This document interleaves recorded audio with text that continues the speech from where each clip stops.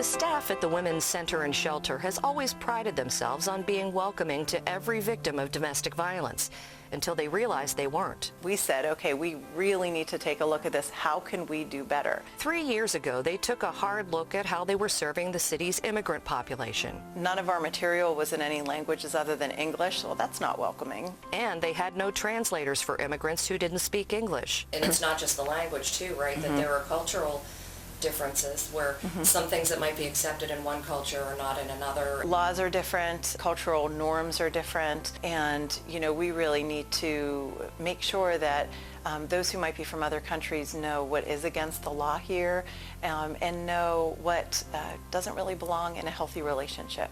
Fast forward, late last year, the shelter hired Avi Diamond as their first LGBTQ+ advocate to reach out to another underserved group. When we started to really track individuals who fit into the categories of lesbian, gay, transgender, queer, plus, we really realized that we were not serving, we think, as many folks as are experiencing intimate partner violence and who could possibly need our services. They also recognized this is a population that can be more vulnerable to being victimized. Any population where you're already seeing stigmatization within the society as a whole, when you add that domestic violence aspect, it's just, there's even more levels of power and control that can be put onto those people. So let's say if somebody is queer and they're not out, and their partner starts threatening to out them if they don't do what they want.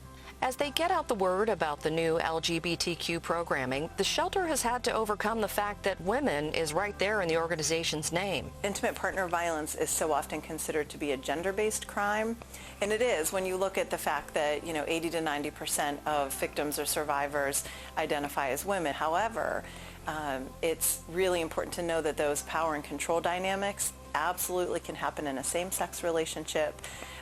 It's important to know that if you are a man in a same-sex relationship or a man in a heterosexual relationship, you can be a victim of intimate partner violence. I think the biggest challenge I'm facing is how to present these services in a way where it's not only inclusive to women who identify as queer, but also people who are non-binary, people who are transgender, gender non-conforming. I want to make sure that those people know that these services are for them too. Sometimes knowing that they're not alone and knowing that there's a place to turn that is going to value and respect every single person who turns to us for services, I think is really important. I find it really exciting. It's a need that I've seen in many parts of the community.